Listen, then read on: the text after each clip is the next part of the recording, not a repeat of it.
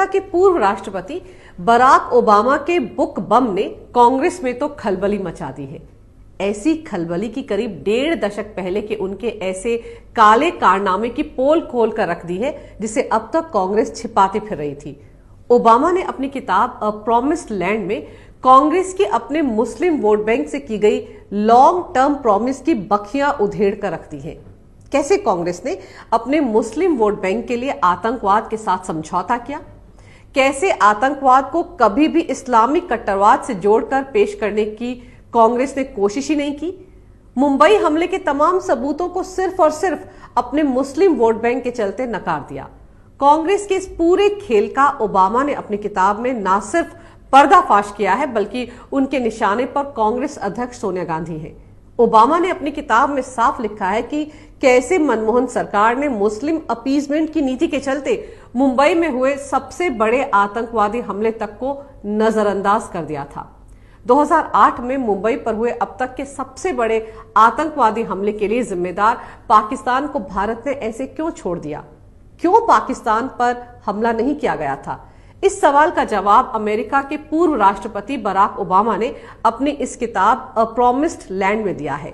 26/11 के इस आतंकवादी हमले ने न सिर्फ पूरे देश को बल्कि दुनिया को हिलाकर रख दिया था।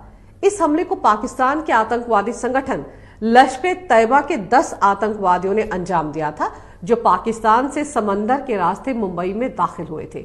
इस हमले में करीब 250 बेगुनाह लोग मारे गए थे जबकि मुंबई पुलिस, एटीएस और एनएसजी के 11 जवान भी इस हमले में शहीद हुए थे।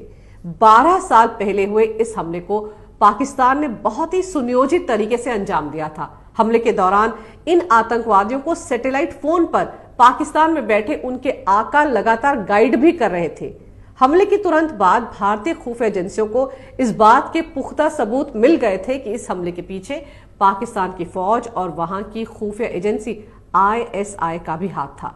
इस पुख्ता जानकारी के पीछे हमले में जिंदा पकड़े गए एकमात्र आतंकवादी अजमल कसाब की तरफ से दिया गया इकबालिया बयान, कराची के कंट्रोल रूम में बैठे लश्कर-ए-तैयबा के आदमी और मुंबई हमलावरों के बीच पकड़ी गई कई घंटों की बातचीत थी।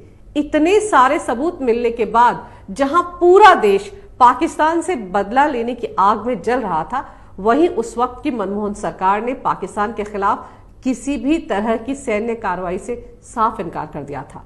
तब हर तरफ मनमोहन सरकार के इस लचीले रवैये पर कई सवाल उठे थे। क्यों पाकिस्तान की इस बड़ी हिमाकत को भारत ने नजरअंदाज कर दिया? अब करीब 12 साल गुजर जाने के बाद अमेरिका के राष्ट्रपति बराक ओबामा ने अपनी किताब में इस सवाल का जो जवाब दिया है वो वाकई बेहद चौंकाने वाला है। उन्होंने लिखा है कि मुंबई हमले के बाद मनमोहन सिंह बहुत डर गए थे। डर इस वजह से नहीं था कि पाकिस्तान भी भारत की तरफ से की गई किसी भी कार्रवाई का पलट कर जवाब दे सकता है, बल्कि डर इस वजह से था कि अगर भारत इस तरह की कार्रवाई को अंजाम देता है तो कहीं कांग्रेस का मुस्लिम वोट बैंक उसके हाथ से खिसक ना जाए और इस बात का फायदा कहीं कुछ महीने बाद होने वाले लोकसभा चुनाव में बीजेपी ना उठा ले। जी हां, सही सुना आपने। बराक ओबामा ने अपनी किताब में लिखा है कि सोनिया गांधी, जो कि उस वक्त यूपीए की चेयरपर्सन थी, उन्हें ये कतई गवारा नहीं था कि इस आतंकवादी हमले को इस्लामिक कट्टरवाद और पाकिस्तान के साथ जोड़कर पेश किया जाए। सोनिया गांधी पाकिस्तान पर किसी भी तरह की कार्रवाई करने के पक्ष में नहीं थी। उन्हें डर था कि ऐसा करने से कांग्रेस अपने मुस्लिम वोट बैंक से हाथ धो बैठेगी और इसका सीधा सीधा फायदा बीजेपी को होगा। बीजेपी तो हमेशा से ही कहती आ रही थी कि पाकिस्तान आतंकवाद की फैक्ट्री है और वो इसी आतंकवाद की आड़ में भारत के खिलाफ प्रॉक्सी वॉर चला रहा है। ऐसे में पाकिस्तान पर हमले की सूरत में बीजेपी अपनी इसी बात को और जोरदार तरीके से उठाती तो कांग्रेस को लोकसभा चुनाव में भारी नुकसान उठाना पड़ता, क्योंकि 2009 में लोकसभा के चुनाव सिर पर थे।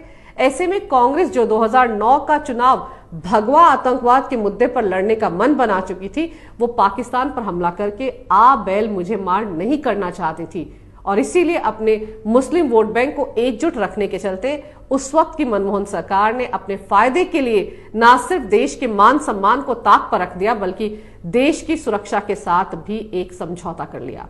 सिर्फ और सिर्फ मुसलमानों को खुश करने के लिए, उनके वोट हासिल करने के लिए इतने बड़े आतंकवादी हमले पर मनमोहन सिंह खामोश रहे। और इसीलिए बराक ओबामा ने अपनी किताब में मनमोहन सिंह को एक डरा हुआ प्रधानमंत्री बताया है। ये तो वो तथ्य हैं जिनका खुलासा बराक ओबामा ने अपनी किताब में किया है। लेकिन कांग्रेस ने ऐसा क्यों किया? क्यों कांग्रेस को इस हमले में पाकिस्तान का कनेक्शन नजर ही नहीं आया? क्यों कांग्रेस ने इतने बड़े गुनाह के लिए भी पाकिस्तान को बख्श दिया? क्यों कांग्रेस पर पाकिस्तान के प्रति नरम रवैया रखने का आरोप लगता है? इस खेल को पूरा समझने के लिए आपको 2006 और 2007 में हुए कुछ आतंकवादी हमलों को जहन में रखना होगा। गौरतलब है कि यूपीए 1 सरकार के गृह मंत्री पी चिदम्बरम ने 2006 में महाराष्ट्र के मालेगांव में बम धमाके, हरियाणा में समझौता एक्सप्रेस में धमाका, हैदराबाद में मक्का मस्जिद में धमाका और 2007 में अजमेर शरीफ दरगाह पर हुए बम धमाकों के बाद भगवा आतंकवाद का जुमला उछाला था। मालेगांव धमाके के बाद तो मनमोहन सरकार ने कथित हिंदू आतंकवाद के नाम पर साध्वी प्रज्ञा, कर्नल पुरोहित, स्वामी असीमानंद को महाराष्ट्र एटीएस ने गिरफ्तार भी किया था। किस तरह से उन सबको प्रताड़ित किया गया था ताकि वो ये बात कबूल कर लें कि वो ऐसे हिंदू संगठन से जुड़े हैं जो आतंकवादी हमलों को अंजाम देता है। आज इस साजिश का पूरी तरह से पर्दाफाश हो चुका है। खुद साध्वी प्रज्ञा, जो आज भोपाल से बीजेपी सांसद है, उन्होंने कितनी बार अपना दर्द बयां किया है। जरा सोचिए, इस भगवा आतंकवाद की थ्योरी को सच साबित करने के लिए कांग्रेस की यूपीए सरकार ने उस समय महाराष्ट्र पुलिस और महाराष्ट्र एटीएस, एनआईए समेत कई खुफिया एजेंसियों का किस तरह से बेजा इस्तेमाल किया था। मुंबई पर हमला करने आए सारे पाकिस्तानी आतंकवादियों के हाथ पर कलावा बंधा हुआ था और उनके पहचान पत्र भी हिंदू नाम से बनाए गए थे, जिनमें पता भी बेंगलुरु का लिखा हुआ था। यानी हिंदू आतंकवाद की जो थ्योरी यहाँ कांग्रेस के नेता भारत में ना सिर्फ घड़ रहे थे बल्कि उसे एस्टैब्लिश करने में भी पूरी ताकत लगाए हुए थे, उसी थ्योरी को अमल में लाने के लिए, अपने फायदे के लिए, भुनाने के लिए पाकिस्तान भी लगा हुआ था।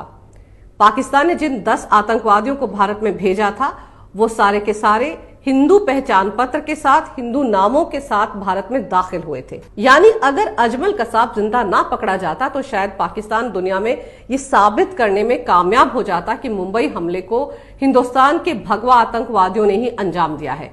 तो जो भगवा आतंकवाद की थ्योरी सबसे पहले चिदम्बरम ने उछाली थी वो सच साबित हो जाती। वो तो भला हो शहीद तुकाराम ओमले का, जिन्होंने अपनी जान की बाजी लगाकर कसाब को जिंदा पकड़ लिया था। ऐसे में मुंबई पर आतंकवादी हमले के बाद पाकिस्तान पर हमला करने से तो आतंकवाद के धर्म और मजहब पर खुद ब खुद मोहर लग जाती और यही कांग्रेस नहीं चाहती थी। इसके बाद यूपीए 2 में गृह मंत्री का प्रभार संभालने वाले वरिष्ठ कांग्रेसी नेता सुशील कुमार शिंदे ने भी 2013 में विवादित बयान देकर चिदम्बरम की भगवा आतंकवाद की थ्योरी को फिर चर्चा में ला दिया था। उन्होंने बीजेपी और आरएसएस पर भगवा आतंकवाद फैलाने के लिए आतंकवादी प्रशिक्षण शिविर चलाने का आरोप भी मढ़ दिया था। उन्होंने जयपुर में कांग्रेस के सम्मेलन में कहा था कि जांच के दौरान रिपोर्ट आई है कि बीजेपी और आरएसएस आतंकवाद फैलाने के लिए आतंकवादी प्रशिक्षण शिविर चलाते हैं। गौर करने वाली बात तो यह है कि शिंदे के इस बयान के करीब 1 महीने बाद राहुल गांधी ने यहां तक कहा था कि इस्लामिक आतंकवाद से ज्यादा बड़ी चुनौती हिंदू आतंकवाद है। मजेदार तो यह है कि 26/11 के मुंबई आतंकवादी हमले को भगवा आतंकवाद से जोड़ने की सारी साजिश भी हो चुकी थी और इसके लिए विवादित पत्रकार अजीज बर्नी ने तो बाकायदा 26/11 आरएसएस की साजिश इस शीर्षक से एक किताब तक लिख डाली थी। और मुसलमानों को खुश करने के लिए कांग्रेस के वरिष्ठ नेता दिग्विजय सिंह ने तो 4 कदम आगे बढ़कर इस किताब का विमोचन भी कर दिया था। हैरानी की बात यह है कि कांग्रेस की सरकार के वक्त इस तरह की पुस्तकें लिखी गई और उनका विमोचन तक कांग्रेसी नेताओं ने किया, जबकि उस समय अमेरिका तक ये बता रहा था कि मुंबई हमले में शामिल आतंकवादी पाकिस्तान से आए हैं। बस कांग्रेस के केंद्र में काबिज मनमोहन सरकार को ये ना दिख रहा था ना समझ में आ रहा था। और अगर आज कांग्रेस की उस वक्त की हिंदू आतंकवाद की थ्योरी और अमेरिकी पूर्व राष्ट्रपति बराक ओबामा की किताब में लिखे गए तथ्यों को आप जोड़ेंगे तो समझ में आ जाएगा कि कांग्रेस को पाकिस्तान से इतना प्रेम क्यों है। क्यों कांग्रेस ने पुलवामा आतंकवादी हमले पर पाकिस्तान का बचाव करते हुए बीजेपी पर ही इस हमले को अंजाम देने का आरोप मढ़ दिया था। सर्जिकल स्ट्राइक पर कांग्रेस ने ही सवाल क्यों उठाए थे। क्यों बालाकोट हवाई हमले के बाद सबसे ज्यादा कांग्रेसी परेशान थी। सीएए के मुद्दे को लेकर क्यों कांग्रेस ने हिंदुस्तानी मुसलमानों को बरगलाया। क्यों एनआरसी के मुद्दे पर मुसलमानों को डिटेंशन कैंप में बंद करने के नाम पर डराया और धमकाया। और जम्मू कश्मीर से आर्टिकल 370 हटने के बाद कांग्रेस के नेताओं और पाकिस्तान के नेताओं की जुबान एक जैसी थी। क्यों यहां जो कुछ राहुल ने बोला वही बात इमरान खान ने यूएन में जाकर बोली? आज भी क्यों कांग्रेस कश्मीर में आर्टिकल 370 बहाल करने के लिए बने विवादित गुपकर गैंग का हिस्सा है? पाकिस्तान के नेताओं और कांग्रेस के नेताओं की जुबान एक ही है, ये महज इत्तेफाक नहीं हो सकता। आज ओबामा की किताब ने कांग्रेस को पूरी तरह से आतंकवाद के साथ समझौता करने वाली पार्टी करार दे दिया है और ये तोहमत अब तो बाकायदा सबूतों के साथ लगाई गई है। यही नहीं, इस किताब में राहुल गांधी के आईक्यू लेवल और मनमोहन सिंह को प्रधानमंत्री बनाने के पीछे सोनिया गांधी की कूटनीतिक मंशा का भी खुलासा किया गया है। जाहिर है ओबामा ने पूरी कांग्रेस को एक ऐसा आईना दिखाया है कि वो चाहकर भी इन तथ्यों को नकार नहीं पाएगी। अब भले ही कांग्रेसी ओबामा पर एफआईआर दर्ज करने के लिए कोर्ट का दरवाजा खटखटा रहे हो, लेकिन सच सामने आ चुका है, क्योंकि सच को ना छिपाया जा सकता है ना परास्त किया जा सकता है। अगर आपको मेरा ये वीडियो अच्छा लगे तो कृपया इसे लाइक करें, शेयर करें और हमारे चैनल को सब्सक्राइब जरूर करें। देखते रहिए कैपिटल टीवी। अगर आपको हमारा वीडियो पसंद आया हो तो इसे लाइक करें, हमारे चैनल को सब्सक्राइब करें और हाँ, बेल आइकन दबाना ना भूलें ताकि आप तक हमारे वीडियो की नोटिफिकेशन पहुंचती रहे। आप अपना सुझाव हमें कमेंट बॉक्स में दे सकते हैं। हमारे साथ जुड़ने के लिए शुक्रिया।